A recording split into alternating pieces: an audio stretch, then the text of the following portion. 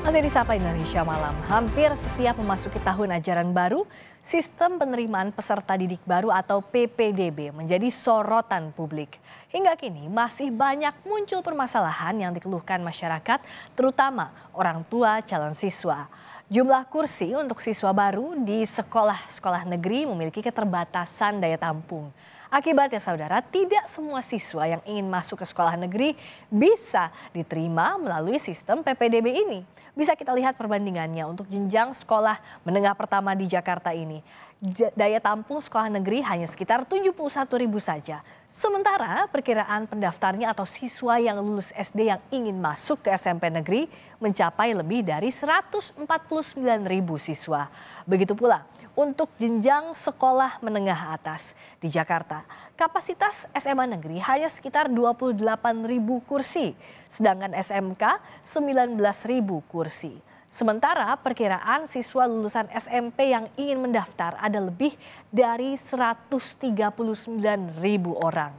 Bisa masuk atau belajar di sekolah negeri tentu menjadi impian banyak calon siswa. Lalu bagaimana meminimalisir potensi penyimpangan dari penerapan sistem PPDB ini? Kita bahas usai tayangan berikut. Dugaan kecurangan dalam sistem zonasi penerimaan peserta didik baru atau PPDB muncul di berbagai daerah.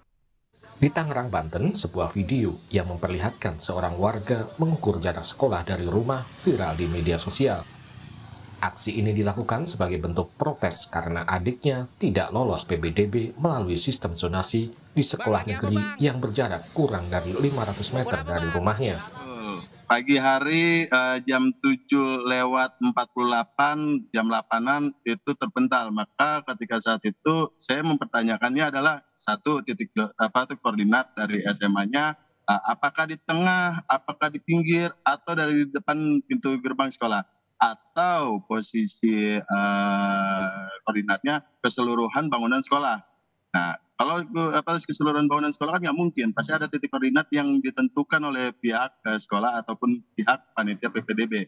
Dan lanjutnya posisi pertanyaan saya adalah kok di sistem zonasi ini ada sebagian yang posisi dia sekolah di Kabupaten Tangerang bisa masuk ke Kota Tangerang.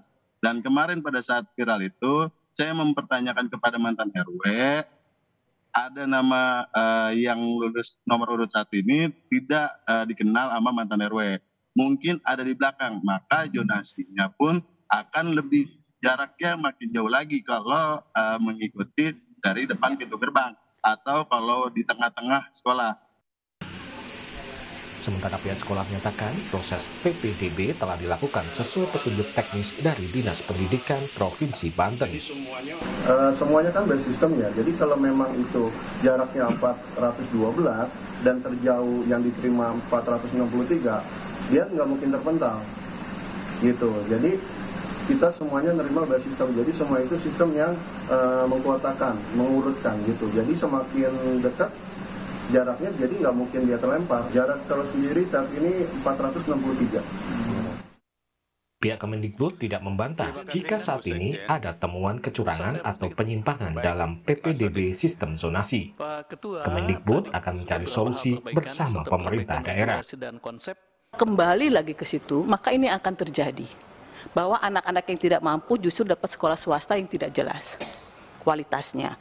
Nah, inilah yang kita tidak mau, sehingga kalau kita tanya apakah dulu tidak ada masalah yang sama? Ada, Pak. Apakah tidak ada manipulatif kakak? Ada, banyak yang pindah. Apakah tidak ada titipan? Banyak. Apakah ada yang semuanya tidak berbayar? Berbayar. Kita mendapatkan pengaduan dulu untuk masuk ke SMP favorit puluhan juta juga gitu. Ya, jadi bukan berarti yang saat ini terjadi tidak terjadi pada zaman dulu. Hanya dulu itu karena kita tidak sistem PPDB online, sistem informasi tidak secanggih ini, sehingga tidak ada tempat untuk melapor. Nah, jadi kedapatan pungli itu karena tadi sistemnya sudah pelan-pelan mulai terbuka. Hal senada disampaikan Menko PMK Muhadjir Effendi. Muhadjir menilai temuan kecurangan di PPDB sistem zonasi sekolah negeri cenderung lebih sedikit jika dibandingkan sebelum diberlakukannya sistem zonasi. Kalau zonasi menurut saya sih masih tetap harus diberlakukan, ya itu kan dalam upaya kita untuk mencegah terjadinya kastanisasi sekolah yang dulu dan kecurangan jauh lebih parah dibanding sekarang kan. Sekarang ini sebetulnya mestinya pemerintah daerah itu punya tanggung jawab dua. Yang pertama itu harus segera menyusun perda yang menegakkan peraturan sehingga kalau ada kecurangan betul-betul ada penindakan yang jelas. Ya. Kenapa? Karena pendidikan itu sudah urusan konkuren, bukan urusan absolut. Wenangnya di tangan pemerintah daerah. Jadi kalau kecurangan itu harus dibiarkan saja, apalagi yang main curang itu adalah para pejabatnya, nah ini yang memang akan semakin parah nanti. Nah, kedua itu harus segera melakukan program pemerataan sekolah, pendidikan. Menko PMK juga meminta kepada pemerintah daerah untuk melakukan evaluasi internal jika di daerahnya banyak terdapat keluhan atau laporan kecurangan sistem zonasi. Tim Liputan, Kompas TV.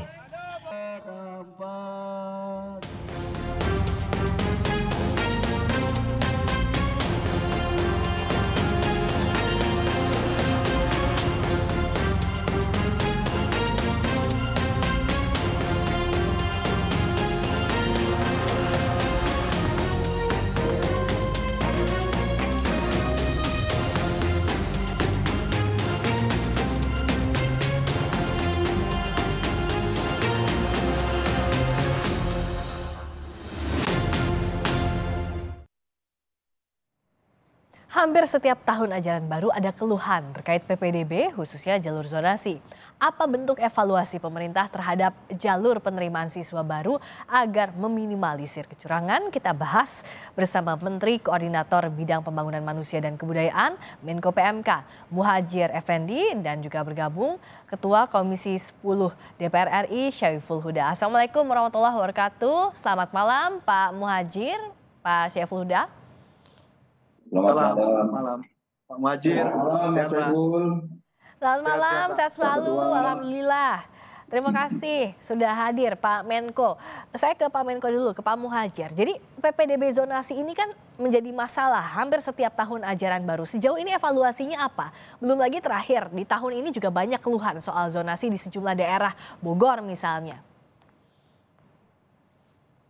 Zonasi ini kan kayak lebaran mudik itu loh. Jadi pasti saja ada masalah. Sedikit banyak selalu ada. Walaupun kita usaha untuk meminimalisir itu, saya rasa yang penting bagaimana kita harus berupaya sistem ini semakin baik, dari waktu ke waktu diperbaiki, baik dari sisi penanganan, pengelolaan maupun penegakan aturan. Kalau memang terjadi pelanggaran, kecurangan itu bisa jelas, tindakannya jelas. Saya kira itu.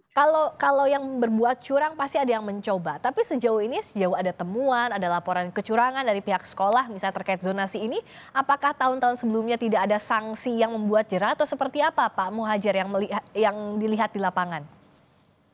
Setahu saya masing-masing Pemda yang sudah menjalankan sistem zonasi, PPDB zonasi ini dengan baik sudah menegakkan aturannya melalui perda ya. Melalui perda, dan mereka yang melakukan pelanggaran, kecurangan baik yang dilakukan oleh wali siswa maupun oleh sekolah itu dilakukan penindakan secara serius. Dan itulah sepanjang pengamatan saya daerah-daerah yang telah menegakkan aturan itu dengan baik dan terus berupaya keras untuk meningkatkan pemerataan kualitas sekolah, pendidikan, itu relatif tidak banyak masalah. Sebaliknya daerah-daerah yang mungkin memang belum melaksanakan itu selalu muncul gitu, apalagi belum mampu merubah persepsi masyarakat bahwa sekolah favorit, sekolah nomor buncit itu masih ada di daerah itu. Nah, ada persepsi sekolah favorit tidak favorit, inilah kan yang menjadi celah akhirnya orang nitip begitu ya Pak Muhadjir dengan segala cara, bahkan memalsukan dokumen dan sebagainya. Bagaimana mengawasinya? Fungsi kontrolnya sebenarnya seperti apa Pak Muhadjir? Ya itu tadi perda mestinya. Harusnya kita perda. Tidak bisa, harus ada perda yang menata bagaimana PPDB itu dilakukan betul-betul secara baik. Nah, soal perda ini kalau misalnya dari DPR melihatnya Mas Huda, apakah sudah berjalan begitu? Apa sih sebenarnya yang jadi kerentanan sistem ini begitu? Ya, catatan saya hampir mirip dengan Prof Muhadjir sebenarnya. Yang pertama, sistem ini sebenarnya sudah relatif baik, tapi perlu terus diperbaiki lubang-lubangnya. Nah, yang berbeda itu periodenya Pak Muhadjir dengan Mas Menteri itu, ketika periodenya Pak Muhadjir ada Satgas Pengawasan PPDB kerjasama Kemendikbud dengan pihak Kemendagri. Nah, pada konteks setelah perjalanan 5 tahun lebih ini, di mata kami dan kemarin kita sampaikan ketika rapat dengan Kemendikbud, perbedaannya adalah tidak ada Satgas Pengawasan PPDB ini aktif dan terus melakukan evaluasi dari tahun ke tahunnya. Itu aja sayangnya. Apa yang terjadi? Sekolah merasa tidak diawasi, Prof. Muhadjir akhirnya. Ya, aparat pemerintah dalam hal ini kelurahan, RT, RW yang mengeluarkan domisili juga tidak merasa terawasi. Saya membayangkan kalau Satgas PPDB itu tetap jalan waktu periodenya Pak Muhadjir tahun 2017, saya meyakini isu berbagai hal hari ini bisa diminimalisir. Sebagaimana tadi disampaikan oleh Prof. Muhadjir. Jadi sekali lagi sistem zonasi, sistem PPDB dengan zonasi, dengan ada jalur afirmasi, prestasi ini termasuk yang sudah relatif baik dibanding dengan periode-periode sebelumnya. Nah sayangnya Kemendikbud menyerahkan begitu saja kepada pemerintah daerah. Nah sementara pemerintah daerah silih berganti. Jadi sekali lagi ini semestinya peristiwa tidak boleh terjadi ketika Satgas Pengawasan PPDB bisa mengambil peran yang lebih maksimal. Oke, jadi apakah mutlak satu-satunya adalah Satgas itu, Mas Huda? Salah satu toolsnya memang, mau nggak mau. Saya membayangkan Satgas PPDB ini membuka hotline pengaduan dari publik supaya terkanalisasi dengan baik. Dan Satgas langsung bisa intervensi kepada sekolah ketika diketemukan persoalan. Bisa bekerja sama dengan Kemendagri ketika pihak kelurahan mengeluarkan surat domisili yang tidak sesuai dengan prosedur misalnya. Saya membayangkan kalau Kemendagri mengeluarkan surat edaran saja kepada kelurahan, saya bayangkan bisa selesai. Dan itu semuanya bisa dikerjakan dengan Satgas. Yang dulu periode 2017 dibentuk oleh Pak Muhadjir. Kalau Pak Muhadjir lihatnya apakah sebenarnya sekarang narasi yang jadi diskusi di publik dan juga perdebatan, apakah zonasi atau afirmasi ini juga perlu dievaluasi atau tidak sistemnya? Atau permasalahannya murni pada pelaksanaannya di lapangan, Pak Muhadjir? Kalau evaluasi saya kira rutin ya, Kemendikbudristek terus melakukan evaluasi terus-menerus. Kemudian instrumen tadi yang disebut oleh Pak Ketua Komisi Mas Saiful Huda, toolnya sebetulnya juga semakin canggih kan sekarang dibanding zaman awal tahun 2017 ini diberlakukan. Misalnya apa? Misalnya sekarang Dukcapil, jadi Dukcapil itu sudah sangat rapi dibanding zaman itu.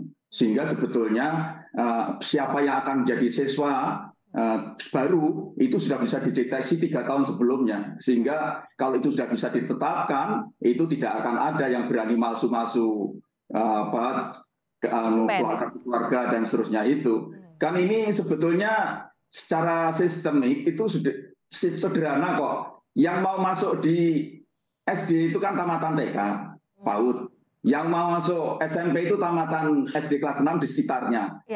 SD kelas 6 itu kan sudah bisa deteksi 3 tahun sebelumnya. Sehingga kalau ada pemalsuan itu otomatis akan terdel itu secara sistem kan. Begitu juga yang akan masuk SMA. Yang masuk SMA itu kan yang kelas 3 SMP, dan itu juga sejak 2-3 tahun sebelumnya sudah bisa ditetapkan kan siapa saja yang nanti akan masuk. Sehingga kalau ada orang yang tiba-tiba kok ada anak normal di situ, bisa dicurigai pasti ini ada yang nggak beres. Dan itu kalau sudah tersistem, daerah itu mengembangkan sebuah sistem, otomatis akan terdel itu. Jadi saya setuju dengan Pak Saiful Huda, jadi memang perlu ada kerjasama lah antara kementerian teknis di tingkat pusat dengan pemerintah daerah, dan terutama Kemendagri. Betul, sekarang Dukcapil itu sudah sangat canggih, baik ini baik beres, dan kalau otomatis gitu, jadi sebetulnya kemudian Dapodi kita juga semakin canggih kan, data pokok pendidikan yang ada di Kemendikbudristek. Dan saya sarankan supaya tetap tadi itu harus melihat posisi sekolah-sekolah swasta itu harus di bagian dari tak terpisahkan. Kemudian posisi Kementerian Agama yang mengelola pendidikan madrasah juga harus dilibatkan, sehingga PPDB ini harus dilihat pendidikan sebagai sebuah ekosistem. Harus sebagai suatu ekosistem, termasuk juga PR-nya pemerataan akses pendidikan ini juga penting sebagai pekerjaan rumah agar penyelewengan sistem tidak terjadi di lapangannya. Terima kasih Pak Muhadjir, Menteri Koordinator Bidang Pembangunan Manusia dan Kebudayaan Menko PMK Muhadjir Effendi. Terima kasih juga Ketua Komisi 10 DPR RI Syaiful Huda. Terima kasih Pak Muhadjir, terima kasih Mas Huda. Selamat malam. Terima kasih.